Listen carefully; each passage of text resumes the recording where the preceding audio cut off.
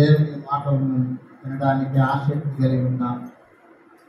వినుట వలన విశ్వాసం కలుగును, వినుట క్రీస్తు మాటల వలన కలుగును.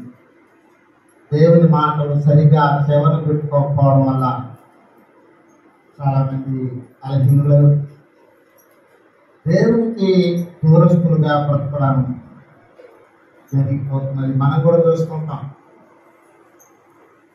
మనం చూసే వ్యక్తి విషయాల గురించి మనకు తెలుసు, కానీ మన భక్తి విషయాల గురించి మాత్రం కనిపించదు. కొంతమంది దాచిపెట్టుకుంటారు. వాళ్ళ భక్తి విషయాలు ఎవరికి కనిపించకుండా దాచిపెట్టుకుంటారు.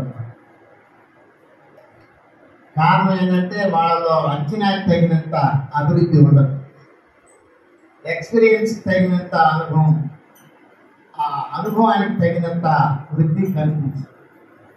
చాలా ఏళ్ళు దేవుల్లో జీవిస్తున్నాము అనుకుంటారు, కానీ వాళ్ళు నేర్చుకునేది జీవితంలో కనిపించదు. అంచేత విశ్వాసం విషయంలో బలహీనులు అయిపోతారు. మనం మన పిల్లల విషయంలో ఎంతో శ్రద్ధ తీసుకుంటూ ఉంటాం. వాళ్ళు ఎదుగుతున్నారా లేదా, వాళ్ళు ఆహారం బాగా తీసుకుంటున్నారా, పప్పి చిక్కిపోతున్నారా, బాగుగా ఉంటున్నారా లేదా అని వారిని గురించి మనం శ్రద్ధ తీసుకుంటాం.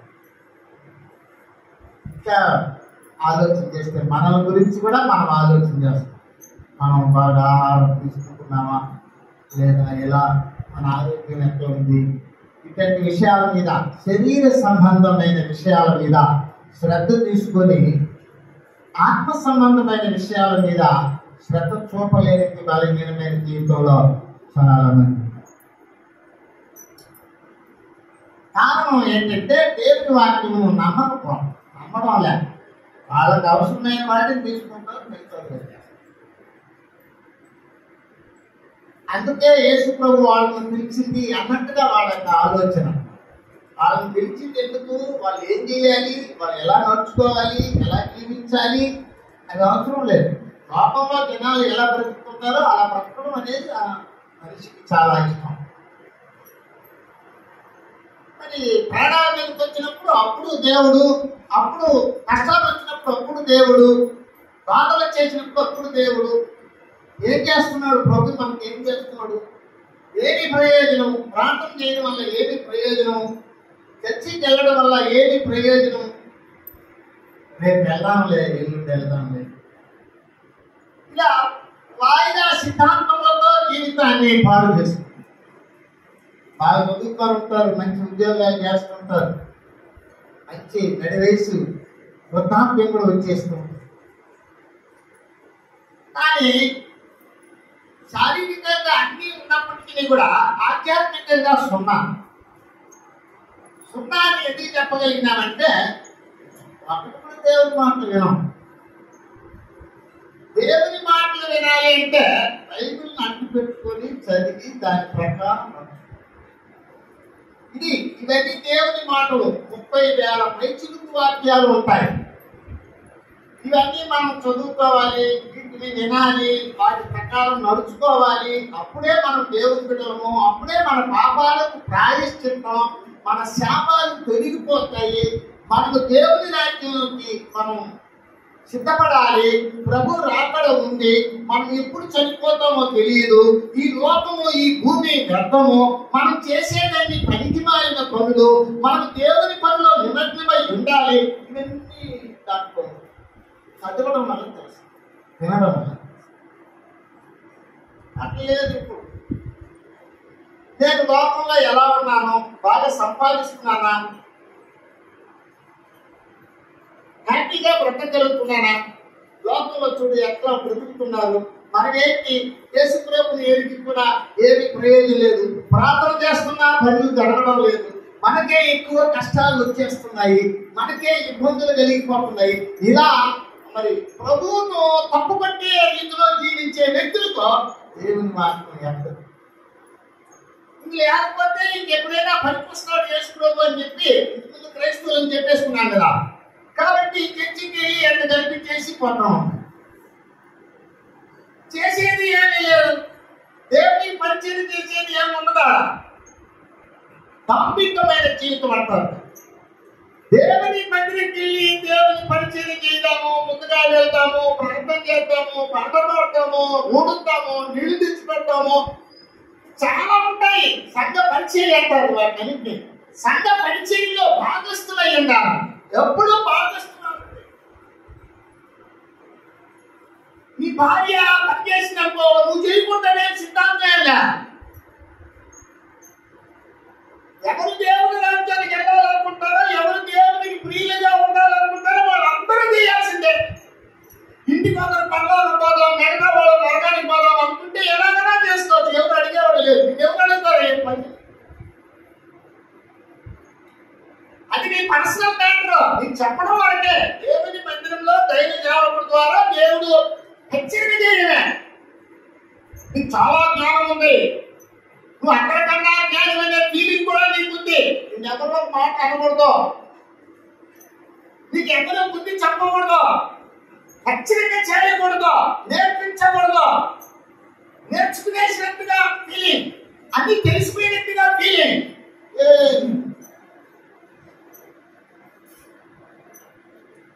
ఎప్పుడో ఆదివారం ఒక పూట ఆ గంట సేపు దేవుని దగ్గరికి వెళ్ళడానికి కూడా ప్రభు మనకు ఒక శుభ్రంగా నిలబెట్టే వెళ్ళిపోయి కూర్చుంటాం.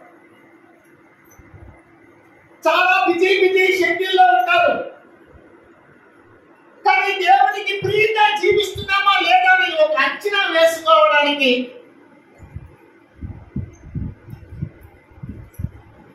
ఎంత భయంతో బ్రతకాలి. భయముతో బ్రతకండి. భయం లేకుండా బ్రతికినారనుకోండి, మీరు దేనికి భయపడాలో అని దేవునికి తెలుసు. అది మీకు పంపించేసే ప్రమాదం. అపాయకరమైన కాలములు వస్తాయని భయముతో బ్రతకండి అన్నాడు తిమోతి పత్రిక. అన్నిటి అంతము సమీపించి ఉన్నది కనుక జాగ్రత్తగా భయముతో బ్రతకండి అన్నాడు పేతురు పత్రిక. రాకడ సమయంలో ఉరి వచ్చినట్టుగా వస్తుంది, జాగ్రత్తగా బ్రతకండి అన్నాడు ప్రభు. లూకాసు వార్త 21వ అధ్యాయం 35వ వచనం నుండి. ప్రతి మనిషి ఏంటంటే దేవుని సన్నిధిని ఎప్పుడు అట్టి పెట్టుకొని ఉండడానికే ప్రయత్నించాలి. అంటే కోట్లు కొడుతున్నావా, నువ్వు పెద్ద పెద్ద ఉద్యోగాలు చేస్తున్నావా, నువ్వు ఏదైనా పెద్ద వ్యవసాయం చేసేస్తున్నావా, ఇంకేమన్నా పనులు వాటన్నిటి మీద నీ ఆత్మీయ జీవితం కట్టబడదు, వాటన్నిటి మీద ఆధారపడదు. అవన్నీ ఉంటాయి, పోతాయి అంతే. నీకు నిత్యము ఉండేది దేవుడు, దేవుని రాజ్యము, నీ ఆధ్యాత్మికమైన పట్టణం. దాని మీద ఆశ కలిగి ఉండాలనేది యేసు ప్రభు యొక్క సంకల్పం, ఉద్దేశం, ఆలోచన. అందుకే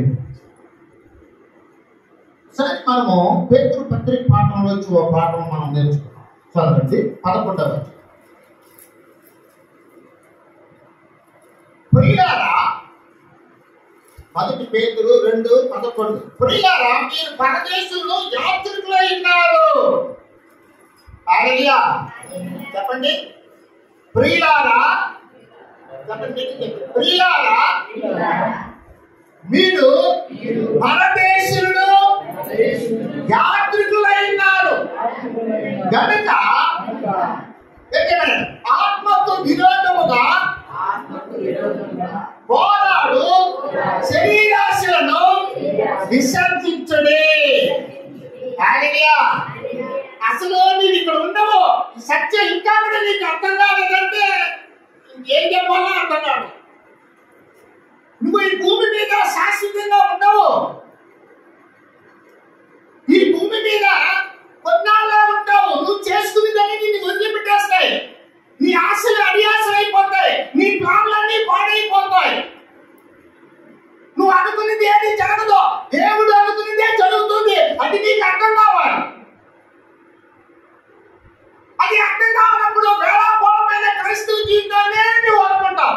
నామకార్థ క్రైస్తవం, పైకి పట్టి కలిగిన క్రైస్తవం కార్యసిద్ధి కలిగి చేయడు. ఆ యొక్క పైకి పట్టి కలిగింది కార్యసిద్ధి కలిగి చేయడు. కార్యానుకూలంగా నడుచుకోరు, దైవానుసారమైన జీవితాన్ని కనిపరచరు. సేవకుల్ని ఏమారుస్తుంది, సంఘాన్ని ఏమారుస్తుంది, సమాజాన్ని ఏమారుస్తుంది. ఆ భక్తి అందరినీ, దేవుణ్ణి, సంఘాన్ని, సేవకుల్ని, సమాజాన్ని అందరినీ ఏమార్చుకుంటూ డ్రామా చూపిస్తుంది. దాన్ని ఏమంటున్నా? వేషధారులాగా. జీవితంలో ఈ ఆయుష్యంతో అయిపోయిందో, మిగిలి ఉందో, ఎంత ఉందో నీకు తెలియదు. ఇంకా కూడా మిగిలిన కాలం అన్నా బహు జాగ్రత్తగా బ్రతుకోవాలన్నది ఆలోచన కలిగి దేనికో బానిస అయిపోయి దానికి బానిస బ్రతుకునే అడ్జస్ట్ అయిపోయి బ్రతుకుతూ ఇదే జీవితం అనుకుంటే చాలా తప్పు. ఈ విషయాన్ని పేతురు భక్తులు ఏమంటారంటే, ప్రియులారా, మనము యాత్రికులు, పరదేశులు, మనం ఇక్కడ ఉన్నాం. అయితే 9వ వచనం చెప్పినాడు, మిమ్మల్ని చీకటిలో నుంచి ఆశ్చర్యకరమైన తన వెలుగులో నిలిపించాడు. శరీరాశలు పక్కన పెట్టాడు.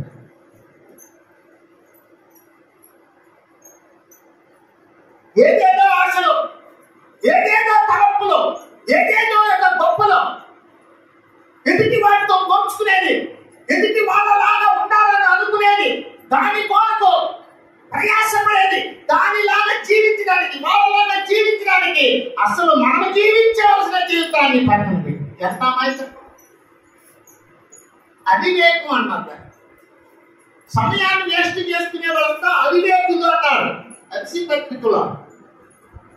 దేవుడి దగ్గరికి వెళ్ళవలసిన సమయం వచ్చినప్పుడు సాతానంగా పరిగెత్తిపోయి నిలబడాలి. సాతానే భయపడకుండా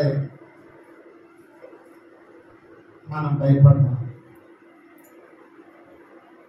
హల్లెలూయా, హల్లెలూయా. ఇలా చాలా మంది జీవిస్తున్నారు. ఇలా చాలా మంది జీవించి జీవితాలను పాడు చేస్తారు.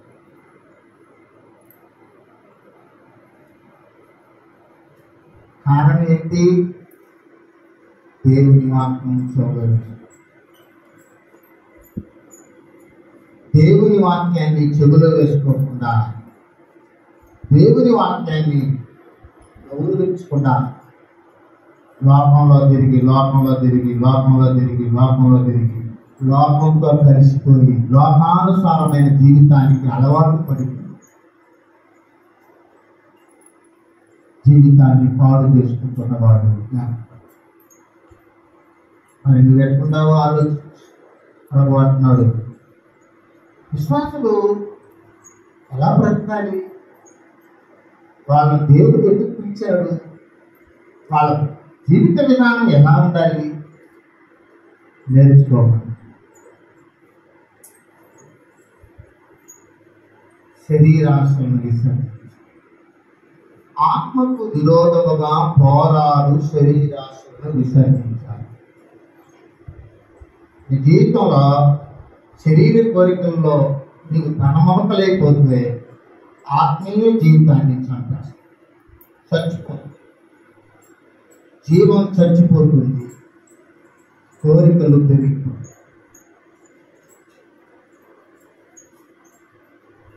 ఇది తరచు చెప్తూ ఉంటాను. తల్లిదండ్రులు సరిగ్గా లేదంటే బిడ్డలు కూడా ప్రభువులో నిలబడతారు. అమ్మా నాన్నకే దేవుని మీద అక్కర లేదంటే వాళ్ళ కడుపును పుట్టిన వాళ్ళకు కూడా ఇది ఎవరో ఎక్కడో వాళ్ళే పెరిగి దేవుని గురించి తెలుసుకొని నిలబడి బ్రతకాలి, తెలుసుకోవాలి అన్న ఒక ప్రత్యేకమైన అవకాశం ఉన్నవాడు తప్ప మిగతా పిల్లలు కూడా అందైపోయి తల్లిదండ్రులు సరిగ్గా లేకపోతే మందిరాల్లో కూడా వెళ్ళిపోయి అక్కడ కూడా గొడవలు వేస్తారు. మందిరాల్లో కూడా గొడవలు వేస్తారు. తల్లిదండ్రులకు వాక్యం అర్థం కాలేదంటే అంతే. ఒక ఆయన ఏదో ఒక ఊళ్ళో కానుక ఇచ్చినాడు. ఆ పాస్టర్ గారు అతన్ని గౌరవించలేదని నా కానుక నాకు ఇచ్చేయ. ఎంత దుర్భరమైన జీవితంలో చూడండి. ఆనాడు కానుకిచ్చే రోజు దైవజనులు ప్రార్థన చేస్తుంటారు కదా, ఇప్పుడు ఆ ప్రార్థన తిరిగి ఇచ్చేస్తాడా? బ్లెస్సింగ్ తిరిగి ఇచ్చేస్తాడా? అంత అవివేకంగా మాట్లాడేది పరిధిలో చాలా మంది బ్రతుకుతున్నారు. కారణం ఏంటంటే శరీరానుసారమైన మనసు. వాళ్ళకి ఇష్టం బాప్టిజం తీసుకుంటారు, వాళ్ళకి ఇష్టం అంటే దేవుని యొక్క మాటలు వాళ్ళకి పనిచేయడం లేదు. దేవుని మాటలు పనిచేయకపోవడం వల్ల వాళ్ళకి ఏదైతే అనుకూలంగా ఉంటుందో, ఏదైతే నచ్చుతుందో దాన్ని చేసుకుంటూ ఆత్మకు విరోధముగా పోరాడే శరీర కోరికలతో జీవితాన్ని పాటిస్తారు. అందుకే ఆయన అంటున్నాడు, ఏమంటున్నాడు చూడండి ప్రియులారా, 11వ వచనం 12వ వచనంలో, అన్ని జనులు మిమ్మల్ని ఏ విషయంలో దుర్మార్గులని దూషించురో ఆ విషయంలో వారు మీ సత్క్రియలను చూచి వాటిని బట్టి దర్శన దినమున దేవుని మహిమపరచునట్లు వారి మధ్య మంచి ప్రవర్తన గలవారై ఉండవలెనని మిమ్మల్ని ప్రతిపాదనపరుచున్నా. ఎప్పుడు శరీరానుసారమైన మనస్తత్వం కలిగి ఆత్మను మనము పాడు చేసుకుంటుంటామో అప్పుడు ఆ అన్ని జనుల దగ్గర నుంచి కూడా మనకు వ్యతిరేకమైన దూషణ మాటలు ఎదుర్కొనే ప్రమాదం ఉందంట. ఎవరి బిడ్డల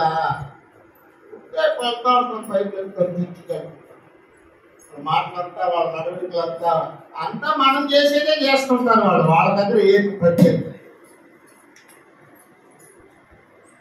ఇలా చెప్పుకుంటూ ఉంటారన్నమాట. అందువల్ల మిమ్మల్ని ఏ విషయంలో దుర్మార్గులని దూషిస్తారో ఆ విషయంలో మీరు మంచి ప్రవర్తన.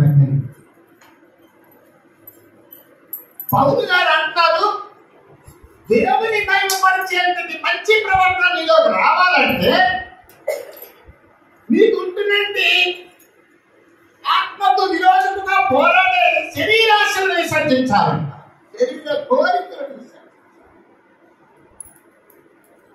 ఏదైతే మంచి ప్రవర్తనకు అడ్డుపడుతుందో వాటిని పక్కన పెట్టడం అనేది ప్రతి క్రైస్తవునికి విధిగా ఉంటారు.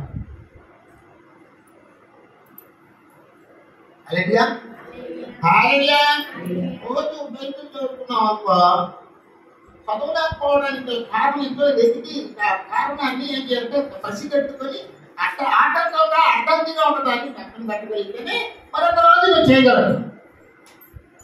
ప్రార్థన చేస్తున్నావు అనుకో, ప్రార్థన చేస్తూ చేస్తూ ఉండి నిలిపేసినావు అంటే ఎందుకు జరుపుతున్నావు అనే కారణాన్ని వెతుకుతావు. ఎందుకు చేయలేకపోతున్నావు? ముందు ఏదో చేసి ఉంటాం, ఈ సమయాన్ని దీనికి వెచ్చించాల్సిన సమయాన్ని వేరే దానికి ఇచ్చేసి ఉంటాం, దీని మీద ఉంచవలసిన మనసులో వేరే దాని మీద ఉంచేసి ఉంటాం. దీనికి సంబంధించిన ఆ సమయాన్ని కావచ్చు, ఆ హృదయాన్ని కావచ్చు, ఆ యొక్క కార్యానికి వ్యతిరేకమైన వాటిని ఏదో చేసేసి ఉంటారు కాబట్టి దానికి ఏం చేయలేదు. కాబట్టి అది పెరిగిపోతూ ఉంటుంది, ఇది తరిగిపోతూ ఉంటుంది. ఇది తరిగిపోయే కొద్దీ దేవుని దగ్గర నిర్మోహమాటముగా మొహమాటం లేకుండా యేసయ్యకు నీ రక్షకుడికి నిన్ను మరి ప్రాణం పెట్టి కొనిన నీ దేవునికి విరుద్ధంగా నిలబడతావు, విరుద్ధంగా చేస్తూ ఉంటావు. అది నీకు అంత బాధగా అనిపించదు, అది నీకు కష్టంగా అనిపించదు, అదేంటి పెద్ద ఆ ప్రాబ్లం ఏం లేదు అన్న సునాయాసంతో కూడినట్టు మనసు నీ దగ్గర. ఇంకా చెప్పాలంటే ఎవరుంటారు బాగా రోజు ఎవరు బైబిల్ చదువుతారు, రోజు ఎవరు ప్రార్థన చేస్తారు, ప్రతి ఆదివారం తప్పుడు ఎవరు పడతారు, కరెక్ట్గా ఆడ ఎవరు ఇస్తున్నారులే కాదు.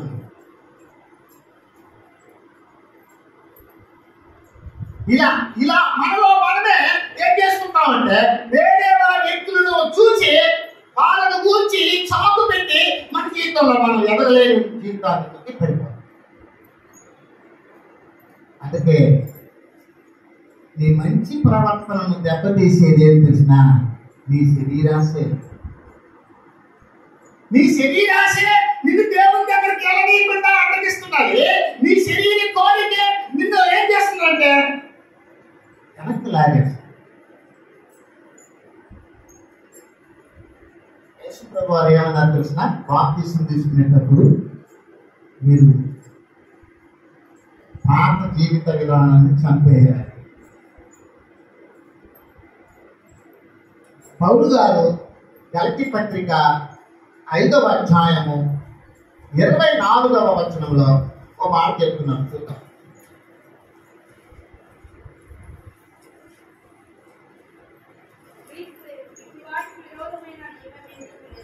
23.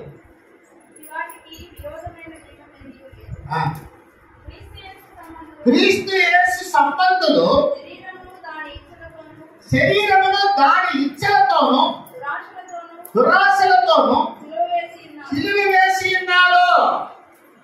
ఇచ్చలు, దురాశలు, కోరికలను దేవునికి విరుద్ధమైనది, దేవునికి విరుద్ధమైనది, దేవునికి విరుద్ధమైనది అని అంటే దాని అర్థం కృష్ణ, దేవుని రాజ్యమునకు విరుద్ధమైన గుణగణం. నీవు దేవుని రాజ్యానికి అనుకూలంగా బ్రతకాలని, నీవు దేవుని రాజ్యంలో నీవు చేరాలని, నిన్ను చేర్చాలని ప్రభువు బలి అర్పణ త్యాగాన్ని జరిగించి నిన్ను సంఘంలో పెట్టి సంఘంలో ఉంటూ కూడా ఆయనకు అనుకూలంగా జీవిస్తూ ఆయన వాక్యానుసారంగా బ్రతికి దేవుని రాజ్యం స్వాధీనం పరచుకోవాలి, దానిని సంపాదించుకోవాలని నీకు సంఘంలో బోధిస్తున్నప్పటికీ నీవు ఆ విషయాల గురించి పట్టించుకోకుండా, దేవుని రాజ్యానికి తలంపే లేకుండా, ఆ గురి లేకుండా, ఆ గమ్యం లేకుండా నీవు లోకంలో బ్రతుకు జీవుడాన్ని బ్రతుకు కొరకే ఏదో ఇక్కడ సాధించేసి, ఇక్కడ ఏదో మనము గొప్పగా బ్రతికేసేసి స్థిరంగా ఉండిపోయినట్టుగా అనుకుంటూ బ్రతకడం వల్ల నీ బాప్తిసం తప్పైంది. నిజంగా మారు మనసు పోయింది బాప్తిసం.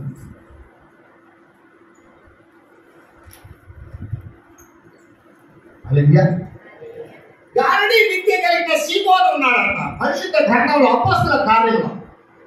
ఆయన బాప్తిసం తీసుకున్నాడు కానీ ఆయనకి పరిశుద్ధాత్మ ఉన్నదన్న సంగతే తెలియదు. ఎంత నయం, ఆయన ఆ మాట అన్నాడు. మనోళ్ళు ఏం చెప్తారు తెలుసా, పరిశుద్ధాత్మ ఉన్నది, నా దగ్గరికి వస్తుంది, నేను ఆత్మతో నింపబడ్డాను ఇలా చెప్పుకుంటూనే ఉంటారు. కానీ ఆత్మకు విరోధముగా పోరాడే శరీర కోరికల్లో నిలబడి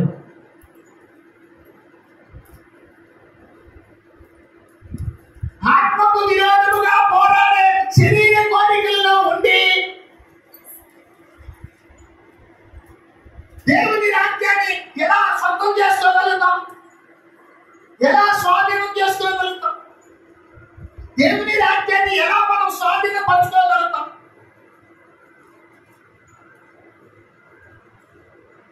ఇప్పుడు ఆత్మకు విరోధముగా పోరాడే శరీర క్రియలను మనం ఉంచుకొని దేవుని రాజ్యంలోకి వెళ్ళాలంటే ఆలోచన. అందుచేత పేతురు గారు చెప్తున్నారు, లోకానికి సంబంధించినవన్నిటినీ పక్కన పెట్టు, పరలోకానికి సంబంధించిన వాటిని నేర్చుకో, వాటిని అనుభవంలో ఉంచుకో, వాటి మీద ఆశ కలిగి వాటి కొరకు ప్రయాసం. నీవల్ల బ్రతకడానికి పిలువబడి ఐడియా. ఇదిగో చూడు ఏం చెప్పబోతున్నాడో చూడండి పిల్లరా. 20వ వచనంలో లాస్ట్ లైన్లో ఒక మాట ఉన్నాడు, మీరు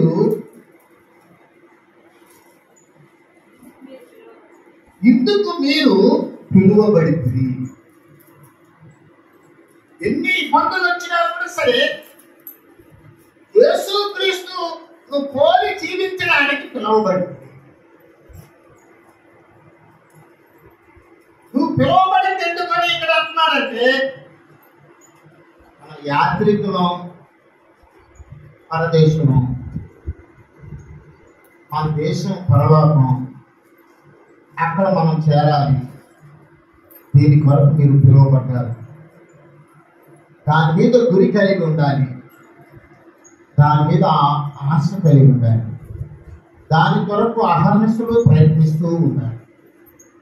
శరీర కోరికలు మనల్ని వెంటాడుతూ ఉంటాయి. వాటితో మనం పోరాడు. ఈ పోరాటంలో శరీర కోరికలను మనం విసర్జించి ఆత్మ సంబంధమైన జీవితంలో ముందుకు సాగడానికి దేవుని మందిరానికి వచ్చి నేర్చుకో. హల్లెలూయా, హల్లెలూయా.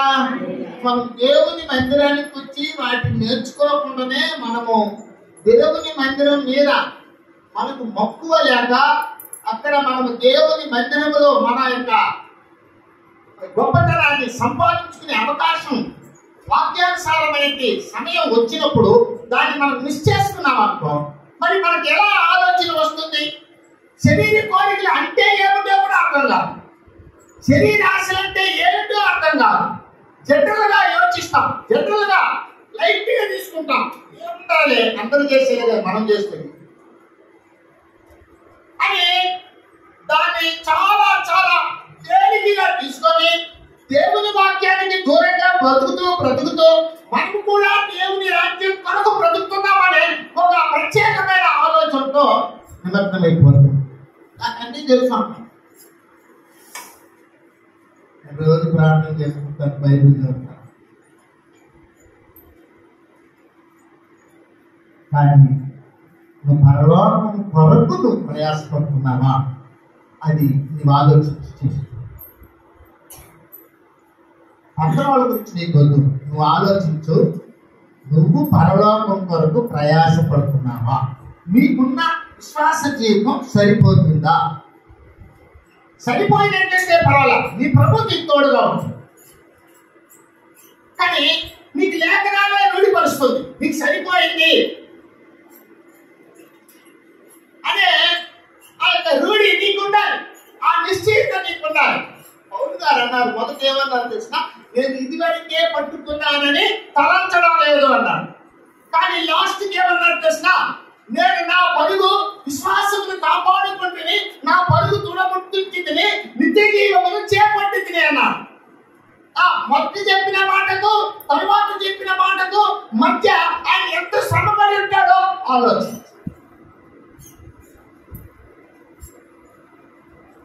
నీవు సంఘ సభ్యత్వం కొరకు దేవుడి దగ్గరికి వెళ్ళాల్సిన అవసరం. నీవు అన్యురాలుగా బ్రతికిన లోకంలో క్రైస్తవురాలని పేరు పెట్టుకుని బ్రతికినా నిన్నెవరు అడగరు. అది నీ ఇష్టం, నీ ప్రభు నేను పిలిచాను. అయితే పిలిచిన పిలుపుకు తగినట్టుగా నీకు బ్రతకడం అనేది నీ బాధ్యత. ఆ బాధ్యతను పేదలు గారు గుర్తు చేస్తున్నారు. ఏమని?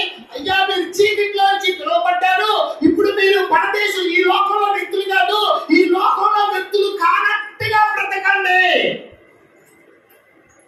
ఇదిగో ఇంకో మాట చెప్తున్నాను, చూడండి. 4వ అధ్యాయము 17వ వచనం, చేతులు పట్టుకు ప్రార్థన. 4:17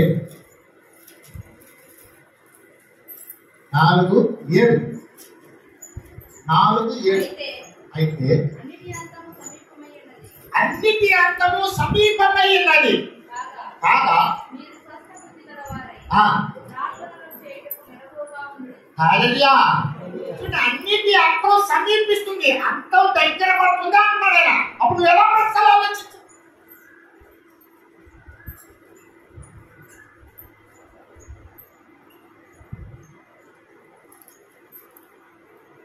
మనం ఎంత బతుకుతాం తెలిసిన, ఎప్పుడు మనము ఇది కట్టేది, ఎప్పుడు మనం కారు కొనేది, ఎప్పుడు మనం ఎలక్షన్లు అనేప్పుడు తెలిసేది, పెద్ద పెద్ద ఆలోచన. ద్రాక్ష తోట ఎప్పుడు కొనేది, ఈ వయసులో కాకపోతే ఎప్పుడు మనం సుఖం అనుభవించేది, కొంతమంది ఆలోచన అలా ఉన్నట్టుండి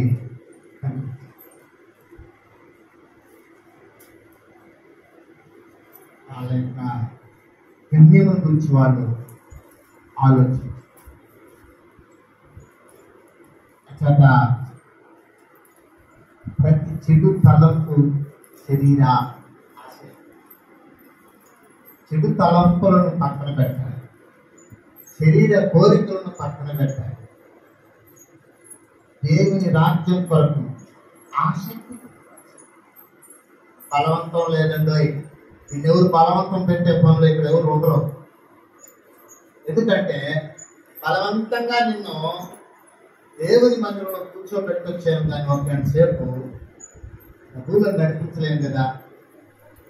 నువ్వు వెళ్ళిపోతావో, ఏ తిరుగులాకో ఏ తిరుగుతో వెళ్ళిపోతావు. ఏం చేస్తావు నాకేమన్నా తెలుసా? నాకేమన్నా తెలుసా? మా సహోదరుడు అప్పుడు చెప్పాడు, నాకు పెళ్లి చేసేయి అన్నాడు. ఆయన నువ్వు ఫుల్లుగా తాగి నా దగ్గరకు వచ్చి నాకు పెళ్లి చేయి అంటున్నావు, నీ మీద నీకే అక్కరలేదు, నీకు ఎవడిస్తాడు అమ్మాయిని, నీ మీద నీకుండాలి అక్కర, నీ ఆరోగ్యం కట్లా, నీ జీవితం ఎడలా, నువ్వు మంచిగా బ్రతకాలి, ఒక సంసారం జీవితాన్ని జీవించాలంటే నువ్వు ఇలాగంతా బ్రతికితే కూడదు నాయన. కాబట్టి నీ మీద నీకు అక్కర పెట్టుకో, 6 నెలలు దాటుకుంటారా, నీ డబ్బులు నీ దగ్గరే పెట్టుకో, నేను బొమ్మ పెడతాను. 6 నెలలు దాటుకున్నారా బాగుండే అంటే అప్పుడు వెళ్ళి అమ్మాయిని మాట్లాడు. అంటే అతనేంటి, నీ మీద నీకుండాలి అక్కర,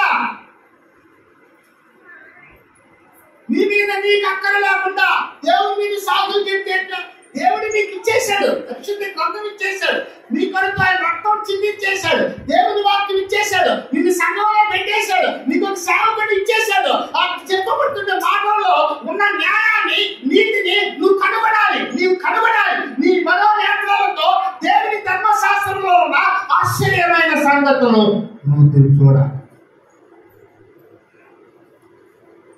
నువ్వు లోకాన్ని చూస్తున్నావు, లోకంలో ఉన్న వ్యక్తులు చూస్తున్నావు, లోకంలో ఉన్న ప్రకృతి యొక్క ఆ యొక్క వైభవాన్ని చూస్తున్నావు, కానీ పరలోకపు వైభవాన్ని చూడడానికి నువ్వు సిద్ధపడతావు.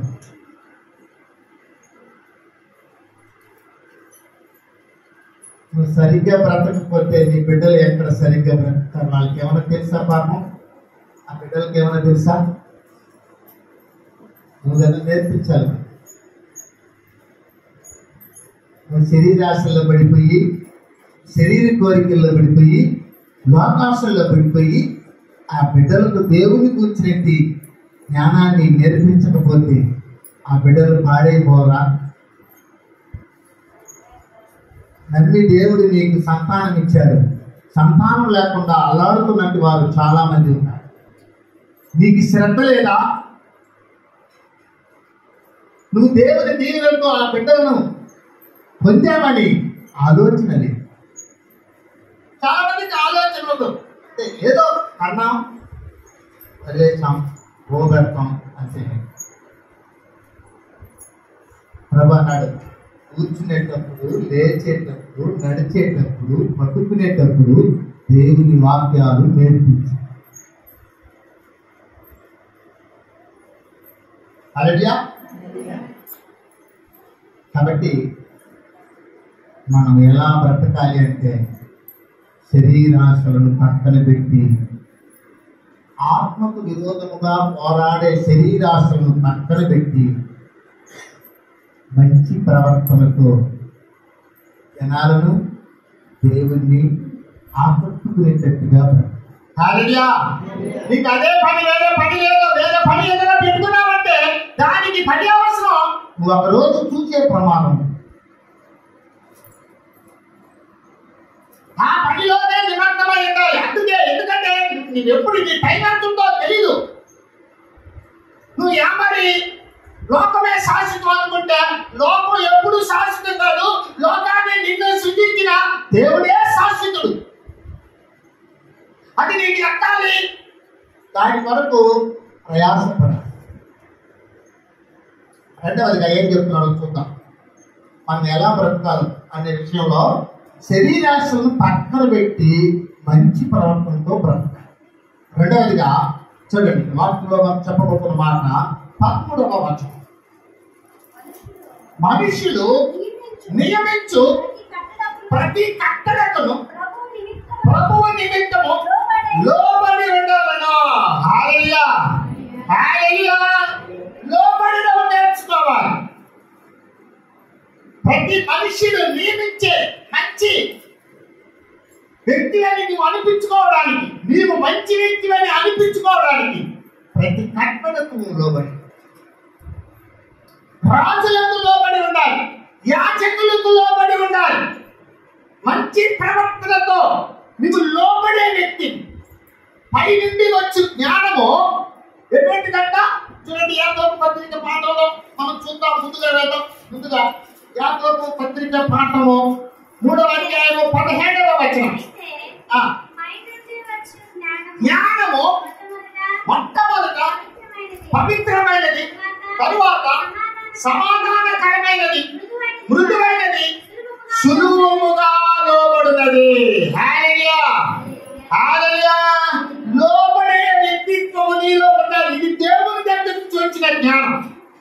నేనెందుకు లోబడతాను, నేనెవరు భయపడ్డాను, నేనెవరు సమాధానం చెప్పను, వాళ్ళు చెప్పిందే నేనెందుకు చేస్తాను, నాకు ఇష్టమైంది నా బతుకు, ఇలా మాట్లాడే వ్యక్తుల దగ్గర దేవుని జ్ఞానం లేదని దేవుని వాక్యం చెప్తుంది. నీవు ప్రతి వ్యక్తిని ఆకర్షించుకోవాలంటే నువ్వు లోబడక, దేవుణ్ణి ఆకర్షించుకోవాలంటే లోబడక.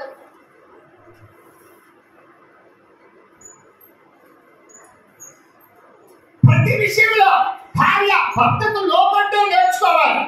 సంఘము క్రీస్తుకు శిరస్సుకు లోబడ్డం నేర్చుకోవాలి. విశ్వాసులు యాజకులకు లోబడ్డం నేర్చుకోవాలి. ప్రభుత్వముల వారికి మరి ప్రజలు లోబడ్డం నేర్చుకోవాలి. లోబడ్డా చాలా మంచి.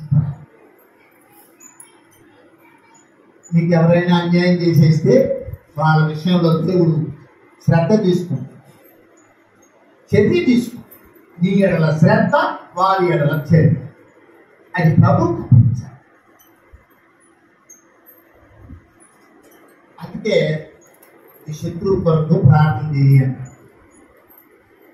చూడండి, లోబడడం అనేది కావాలి. నువ్వు ఏమి సాధించడానికి తిరగబడతావు,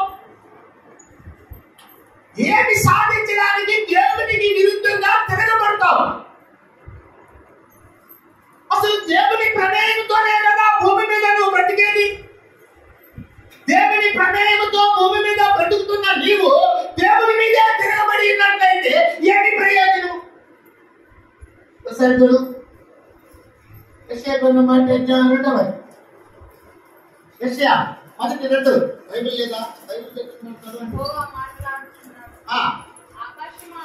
ఆలకించము, చెవియొగ్గుము,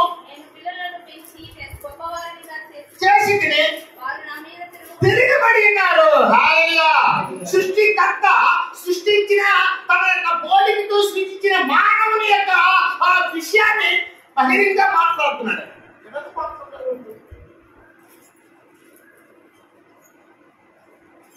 తిరగబడడం అంటే మన మీద కనెక్ట్కొని కొట్టడానికి రావడం కాదు. తిరగబడడం అంటే చెప్పిన దానిని వినకపోవడం.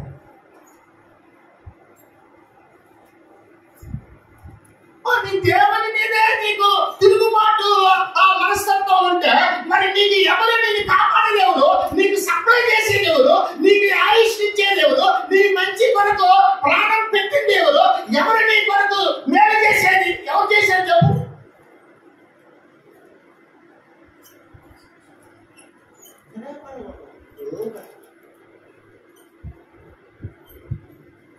ఎదుటి వాళ్ళు దుర్మార్గులు అయినప్పటికీ ఆ వాక్యాలు ఉన్నాయి. మీరు ఇంటికెళ్ళినప్పుడు ఒకవేళ మీకు తీర్పుంటే చదువు. వాళ్ళు దుర్మార్గులుగా ఉన్నా కూడా సరే వాళ్ళకి నువ్వు లోపడాలి. వాళ్ళే దుర్మార్గులు, నువ్వు కాదు దుర్మార్గురాలు, నీ దుర్మార్గుడివి. ఆ నెపం వాళ్ళకే వదిలేయండి. వాళ్ళే అటువంటి వాళ్ళు, మీరు అటువంటి వాళ్ళు కాదు. మనం అటువంటి వాళ్ళం కాము. మనము సులభముగా లోబడేవాడు.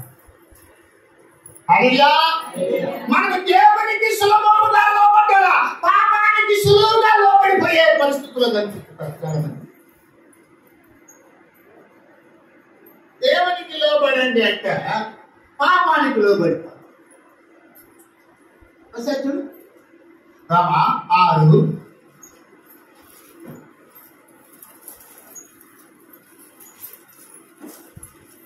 రోమేయులకు రాసిన పత్రిక 6వ అధ్యాయము చూడండి 16వ వచనం. లోబడుటకు దేనికి మిమ్మల్ని మీరు దాసులుగా అప్పగించుకొందురో చావు నిమిత్తము. పాపానికి లోబడిన వాడు చావు కొరకు కదా లోబడిపోతున్నాడు. చావు కొరకు చావు కొరకు లోబడిపోతున్నాడు అన్న విషయాన్ని అర్థం చేసుకోవడం. ఏమిటి పాపము? ఆజ్ఞ అతిక్రమమే పాపమని తెలియదా? మరొకసారి చెప్పాలా? ఎన్నిసార్లు చదువుతాం మనకి? సంఘానికి లోబడం, సంఘ క్రమానికి లోబడం, సావకులు చెప్పింది దాన్ని చెవులో వేసుకోం. దేవుడు చెప్పింది రోజు చదువుకుంటాం బైబిల్ రోజు బయట చేసుకుంటాం. ఎక్కడి వరకు వచ్చినామంటే ప్రకటన 22కి వచ్చేసిన రాసుకుంటారు. ఎన్ని చదివి ఉంటారు? 22 వరకు. దీంట్లో ఎన్ని లోపడే విధానాలు ఉన్నాయి. ఒక్కనే చేయగలుగుతున్నాను. ఇదేమంటారు కృష్ణ? బైబిల్ పరివారం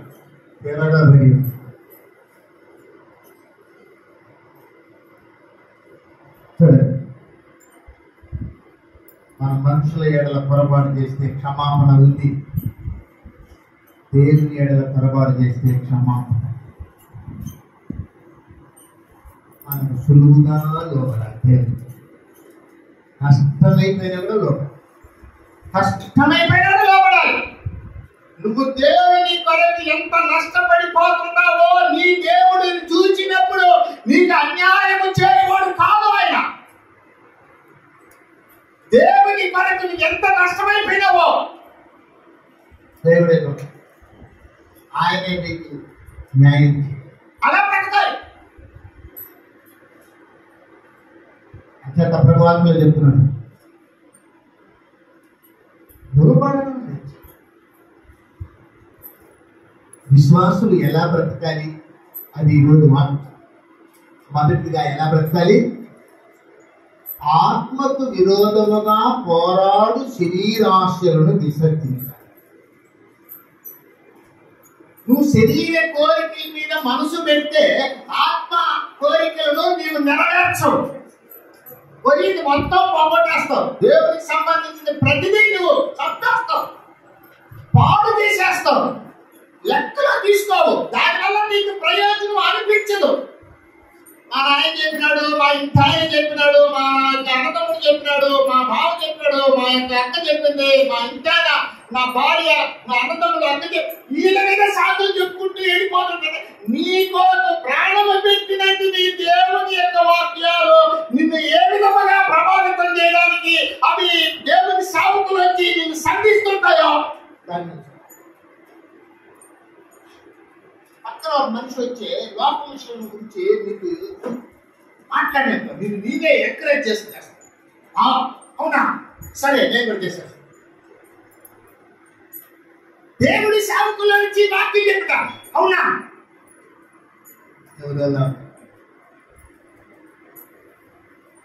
ఒక ఆయన అంటాడు, రే పాస్టర్ మాట వినబారే నువ్వు పాస్టర్ అయిపోతావు అంటున్నాడు. ఒక ఆయన పాస్టర్ మాట వినబాక పాస్టర్ అయిపోతావు. ఎంత దిగులో పాప ఆయనకి. సరే ఇంకేం చేయాలనుకున్నాడు ఆయనంటే ఉద్యోగం చేయాలి. కంప్యూటర్ టీచర్ కాక కంప్యూటర్ టీచర్ పోయింది గాలికి కంపెనీకి పోయి అనుకుంటాడు. పదివేలు బాగున్నా తల్లిదండ్రులే వద్దొద్దు పాస్టర్ మాట వినబాక, పాస్టర్ చెప్పింది వినబాక, వద్దొద్దు మేము ఎంత కష్టపడి చదివిపిస్తున్నావా, మా ఆశలు నెరవేర్చాలి. నీ ఆశలే నెరవేర్చుకోండి. తెలుసా, మీరును మీ కుటుంబీకులను దేవుని ఆశలే నెరవేర్స్తేనే మీకు దీవెన వస్తుంది. ఎవరికి వారే యమునా తీరని ఉంటే కుదరదు. హల్లెలూయా హల్లెలూయా. బ్యాంక్ పెట్టేశారు, ఎన్నికల కోడ్ వచ్చినాడు పెట్టేసినాడు. ఆ కోడ్ పాడంట ఆయన సన్యాస్తున్నాడు. సన్యాసానికి ఇక్కడేది చదివేది, ఇంటికడే చదువుకుంటే పోదా. ఆరాధనలోకి వచ్చిన తర్వాత పాట పాడాలి. ఎంత పాట పాడాలంటే తెలియని వాడు కూడా పాడేటట్టుగా పాడాలి. అది పాడకుండా ఊరికే చదివేసామనుకోండి, చదువుకుంటా పోతుంటే చదువుకునే దానికి ఇదేమైనా ఎందుకు అలా జరిగినంటే ప్రాక్టీస్ లేదు. అలా ఆయన సంతోషం రమ్మన, ఆయన వచ్చింది లేదు, నేను చూసింది లేదు, ఏం లాభం చెప్పా. ఫ్రెండ్స్ తో వెళ్ళి అలా జాలీగా తిరుగుతుంటే ఎంత హ్యాపీగా, ఎంత ఎంజాయ్ చేయవచ్చు, ఎంత బాగా.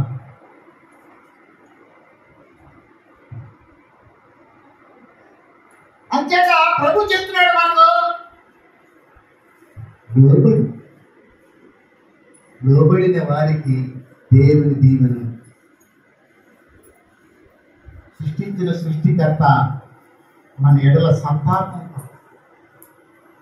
నోవహు కాలంలో ఏమన్నట్టు వచ్చినా, మానవులను సృష్టించినందుకు యెహోవా తన హృదయములో తెచ్చుకున్నాడు సంతాపం. నిన్ను గుర్తించినందుకు దేవుడు బాధపడడు. నీ కన్న బిడ్డ, నీ కన్న కూతురు నిన్ను బాధ పెట్టిస్తే నీకు ఎంత బాధకరంగా ఉంటుందో అంతకన్నా 1000 రెట్లు దేవుడు నిన్ను సృష్టించినందుకు నీకు సరిగ్గా లోబడకపోతే దేవునికి అంత బాధ నువ్వు కలిగిస్తున్నావు. అందుచేత దేవునికి లోబడడం, దేవుని చేత మంచి వ్యక్తిని అనిపించుకోవడానికి 10 మందిని ఆకర్షించుకునే ఆ సామర్థ్యం ఏంటంటే లోబడి, మంచి విషయాల్లో లోబడి జీవించే మనస్తత్వం అది. ఈ విషయాన్ని ఆయన 13వ వచనం నుండి 17వ వచనం వరకు తెలియపరిచారు. హల్లెలూయా. 3వదిగా చూద్దాం, చదవండి. 19వ వచనం, యాకోబు రాసిన పత్రిక 2వ అధ్యాయం, పేతురు రాసిన మొదటి పత్రిక 2వ అధ్యాయం 19.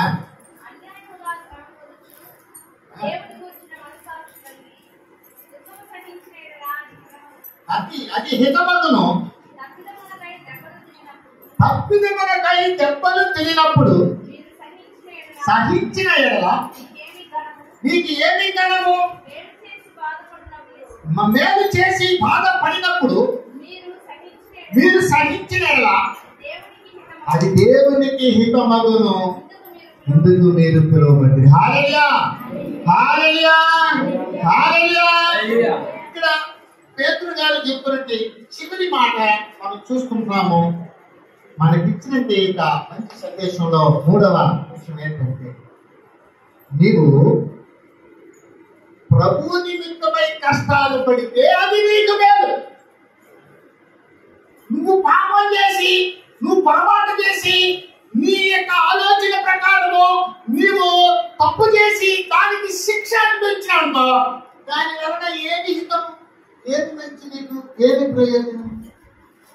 నువ్వు ఏమైనా దేవునిలో మంచిగా బ్రతకడం కొరకు కష్టాలు అనుభవిస్తే అది నీకు మేలుగా ఎంచబడుతుంది.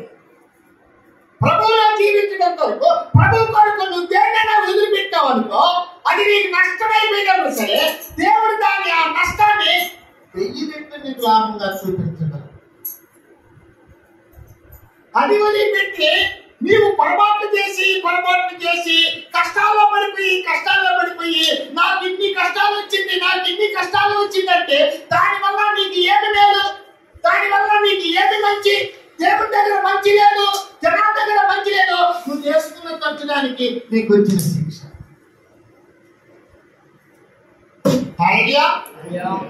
సలహా ఇచ్చిన తీసుకోరు, చెప్తారు సొత్తు సలహా, అదేమి పైసా ఆదాయం ఉండదు, కనమ తీరిక ఉండదు, వీటితో బతుకుతుంటే మనం చెప్పెట్టుకోవాల్సిందే అన్నట్టుగా కొంతమంది మాట్లాడుకుంటుంటారు. నేనన్నా మంచిగా దేవునిలో జీవించడం కొరకు కష్టాలు వస్తాయని. హల్లెలూయా, హల్లెలూయా. ఒక ఆయన నాకు ఏమయ్యా తీసుకునేసినావా, ఇక నీకు కష్టాలు అన్నాడు. తీసుకునేస్తే కష్టాలు. ఆయన కోటి చూడెట్టున్నది అంటే ప్రభువులో రక్షణకు వచ్చేస్తే కష్టాలు అంటే ఏమైనా కష్టాలు అంటే రేపు నుంచి నువ్వు తాకూడదు, నువ్వు సినిమాలు చూడకూడదు, ఇష్టం ప్రకారంగా ఊళ్ళకి వెళ్ళకూడదు, నువ్వు జాతరలకు పోకూడదు, ఆడకపోకూడదు.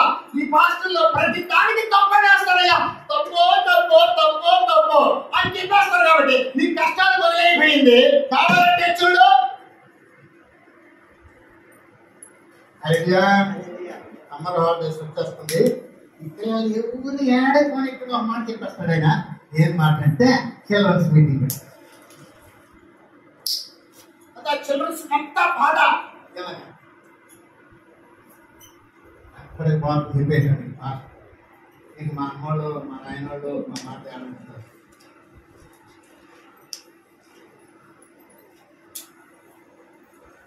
యూత్ మీటింగ్ పెడితే చిల్డ్రన్స్ మీటింగ్ పెడితే నీకే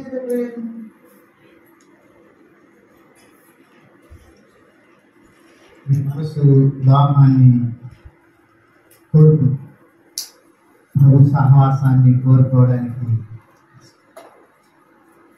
తల్లిదండ్రులు దానికి ఓటేస్తారు. పిల్లలు చెప్పింది పిల్లలు కదా ఏం సౌండ్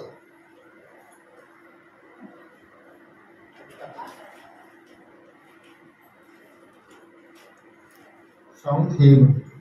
ఏనండి మాకు వచ్చేప్పుడు వదిలేస్తాం.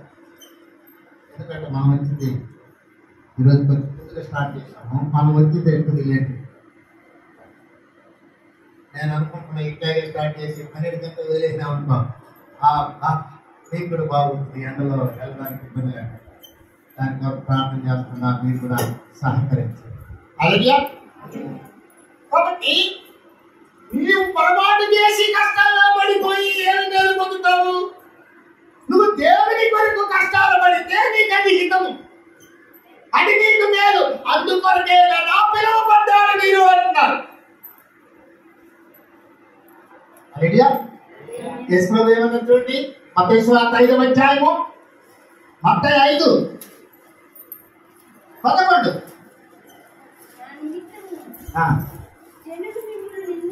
నిందించి హింసించి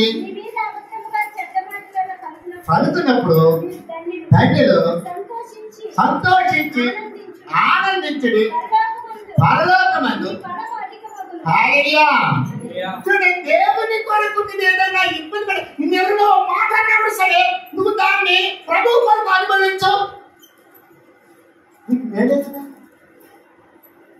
ఈ విషయాన్ని పేతురు గారు అక్కడ చెప్తున్నాడు. నువ్వు ఎప్పుడు కూడా మంచి చేసి కష్టాలు పడు, అది నీకు లేదు. నువ్వు కావాలనే చేసి నువ్వు కావాలనే పొరపాటు చేసుకొని పొరపాటు పాపము అజ్ఞానమైన క్రియలు నీకు ఇష్టమైన మార్గాల్లోకి వెళ్ళి దానికి వ్యతిరేకంగా వచ్చే ఆ యొక్క శ్రమను పొందినప్పుడు దేవుని కొరకు కష్టం. ఆయన అన్నాడు పౌలు గారు, నేను క్రీస్తుని పోలి నడుచుకున్నా మీరు నన్ను. ఆ మాటలు ఇక్కడ అంటున్నాడు.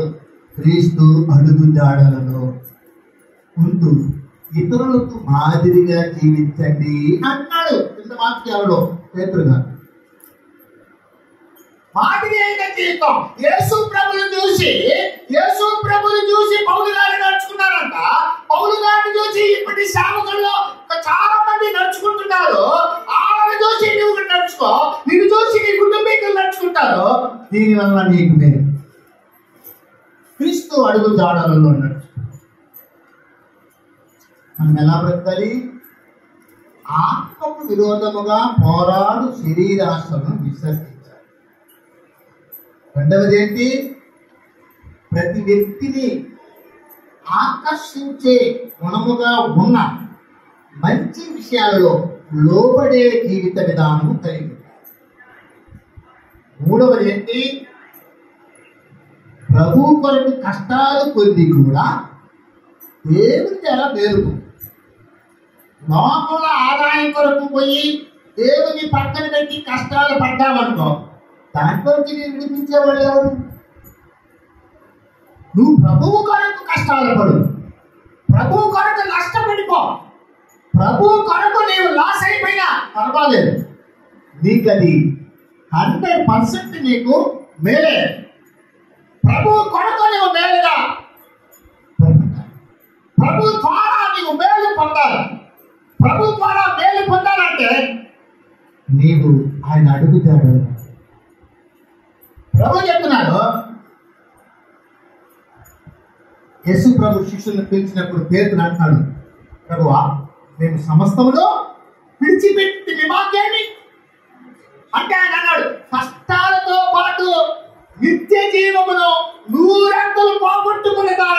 మీరు పొందుతారు. ఓసారి మీకు సుపరిచితుడైనది యోబు చరిత్రను ఓసారి మీరు జ్ఞాపకం చేసుకోండి. ఆయన ప్రభు నిమిత్తమై ఎక్కిసంట కష్టపడ్డాడు. అలాగే శరీరం అంతా కూడా వ్యాధితో తుదకు తన భార్య కూడా దూషించే స్థితిలోకి వచ్చినప్పటికీ కూడా ఆయన నోటి మాట కూడా ఆయన సడుక్కోలేదు. నోటి మాటలో కూడా ప్రభువును దూషించలేదు. ఆయన భక్తి ఆయనను రక్షించాడు. పోగొట్టుకునే దానికంటే రెండంతలు ఫలము ఎక్కువగా పొందాడు. అలా బ్రతకడానికి పిలువబడ్డాం. మనకు పరలోకపు స్వాస్థ్యములో మన అనుభవంలో ఉంచాలి అంటే మనం ఇక్కడ ప్రభు కొరకు లాస్ అయిపోయినా కూడా పర్వాలేదు అన్న మనసు కలిగి ఉండాలి. నీ కొరకు యేసయ్య ప్రాణమును వదిలిపెట్టాడు కదా, దాని విలువ, దాని యొక్క స్థితి నీవు అర్థం చేసుకోగలుగుతున్నావా? నువ్వు ఏది వదులుతున్నావు నీ ప్రభుత్వం?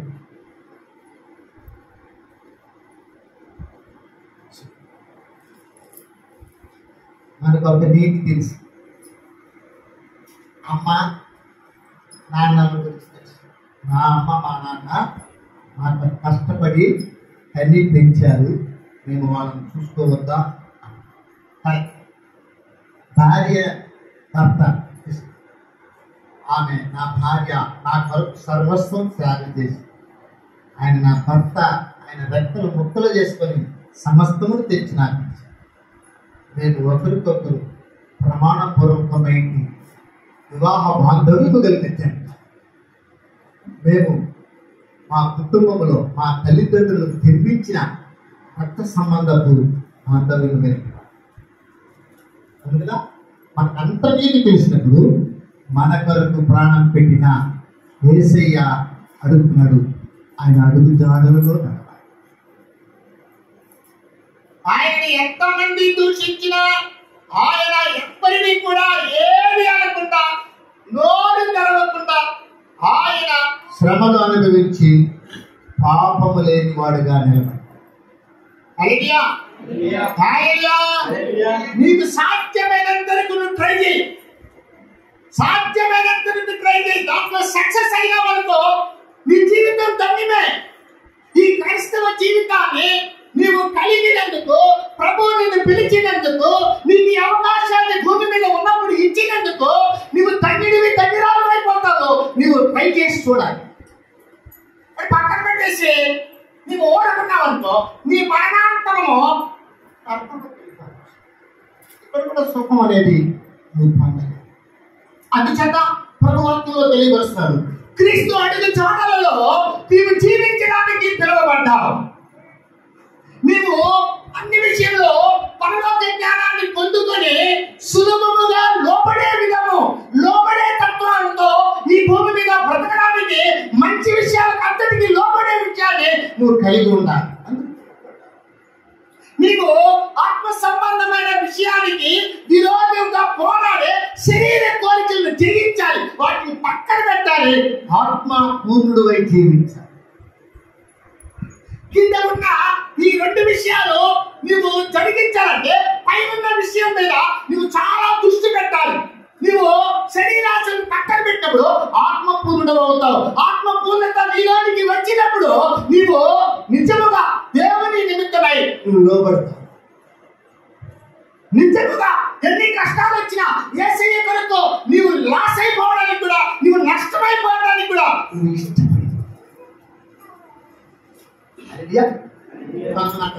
రోజు పనికి పోతే నాకు అప్పుడు ఎక్కువ వస్తుంది, ఆదివారం పూట ఇంట్లో కూర్చుంటే మాకు ఎక్కువ వస్తుంది అంటే ఎప్పుడు పని చేసుకుంటూనే ఉండు. ఆ శరీరంలో అవయాలు ఒకరోజు ప్రిపేర్ అయిపోయిందనుకో, అప్పుడు దేవుడి దగ్గరికి వెళ్ళడానికి నీకు అవకాశం. చిన్న పొదుపుగా ఏమి ఎంచుకోబోతావు? ఎందుకు ఇతరులను చూచి నీకు నీవు చాలా నష్టపడిపోతావు? ఎందుకు వాళ్ళ మీద మాటలు వినే నీ ఆత్మీయ జీవితాన్ని పాడు చేసుకునే దానికి నువ్వు ఎందుకు త్వరపడతావు? నువ్వు దేవుని మీద తిరగబడే మనస్తత్వాన్ని నువ్వు ఎందుకు కలిగి ఉన్నావు? నిన్ను ప్రేమపూర్వకముగా నీ కొరకు ప్రాణం పెట్టి నిన్ను పిలిచిన నీ దేవుని నువ్వు ఇంకా మనస్ఫూర్తిగా సేవించడం లేదు. లోకాన్ని కోరుతుంది మనసు, పరలోకాన్ని కోరడంలో వెనుకంజలో అతని ఒకవేళ నీ జీవితంలో అలాంటివి ఉంటే ఆలోచించు. క్రీస్తు అడుగుతాడు, అది నీకు శరీరాశలను పక్కన పెట్టు. దేవుని నిమిత్తమై అందరినీ ఆకర్షించుకునే విధముగా లోబడు. గొప్ప వ్యక్తిలో నీకు కీడు చేయడానికి దేవుడు ఎవరికి అవకాశం ఇవ్వడు. కాబట్టి నీ దేవుడు నీ పక్కనే ఉంటాడు. నీకెప్పుడు కీడు చేయడానికి ఎప్పుడు తలపెట్టే ప్రసక్తి లేదు. పెట్టినా వాళ్ళకి అవకాశం లేదు. ఎందుకంటే నువ్వు దేవుని నిమిత్తం లోబడు. నువ్వు తప్పులు చేసుకొని కష్టాలు పాల్పడదు. ప్రభు కొరకు కష్టాలు, ప్రభువులో బ్రతకడం కొరకు కష్టాలు. కుమ్మివేసిన నీకు చెడ్డ మాటలలో పలికిన, మీరు తీసుకునే నిర్ణయం తప్పని ఇంకొకరు కంట మాటని చెప్పినప్పుడు సరే అది తప్పు. ప్రభు కొరకు నువ్వు నిలబడు. నీ కొరకు ప్రభు నిలబడు. జనాల వెంబడి వెళ్ళకు. జనులకు జడిసి నీ జీవితాన్ని పాడు చేసి ప్రభు నీతో ఉంటాడు. నీ కొరకు ఆయన తన 2 చేతులు చాపి ఆహ్వానించడానికి ఆయన ఎప్పుడు సిద్ధంగా ఉంటాడు. పరలోకం ఆయన రేపు రాబోయే దినంలో ఇలాంటి వ్యక్తులను పరిశీలన చేసి వారిని పైకి ఆకర్షించుకునే అవకాశం ఉంటుందని ప్రభు మనకు తెలియజేస్తాడు. కనుక ప్రియ దేవుని బిడ్డ వాక్యంలో చెప్తున్నాడు, విశ్వాసులు ఇలా బ్రతకాలి, శరీరాశలను విసర్జించాలి, మంచి విషయంతో అందరికీ లోబడే వ్యక్తులుగా ఉండాలి. క్రీస్తు కొరకు నష్టమైపోయిన కష్టాలు అనుభవించి దేవుని దగ్గర మంచి పేరు సంపాదించుకొని దైవాశీర్వాదాలు పొందేవారుగా ఉండడం కొరకు మనల్ని చీకట్లో నుంచి వెలుగులోకి అట్టి కృప కలిగి మనం ముందుకు సాగు. దేవుడి వాక్యం దీవించి ఆశీర్వదించి బలపరిచి కాపాడుగాక.